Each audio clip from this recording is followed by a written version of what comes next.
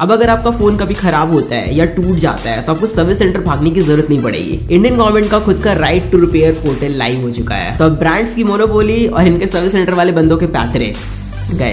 इस government portal के आपको फायदे बताता हूँ। आप अपने फोन के स्पेयर पार्ट्स को खुद से बाय कर सकते हो for repair and replacement. Experts के थ्रू आप सीख सकते हो कि आपके फोन को कैसे रिपेयर करना है, और अगर कोई दिक्कत आती है service engineer will help you out. और अगर आप फोन इनके सर्विस सेंटर लेके जाते हो और आपको कोई दिक्कत आ रही है तो आप डायरेक्टली कंप्लेन इस पोर्टल पे रेज कर सकते हो। और सिर्फ मोबाइल नहीं, यहाँ पे आपको जितनी भी तरह के इलेक्ट्रॉनिक गैजेट्स आप यूज करते हो ना वो सारे देखने को मिल जाएंगे। वेल वेबसाइट अभी स्टार्टिंग फेज में, तो यहाँ पे आपको ज्यादा कुछ देखने को नहीं मिलेगा, बट आने वाले टाइम में बहुत कुछ होगा यहाँ पे। तो मैंने सोचा अपडेट कर देते हैं आपको, और अपडेटेड इन्फॉर्मेशन के लिए फॉलो कीजिए एंड पीस आउट।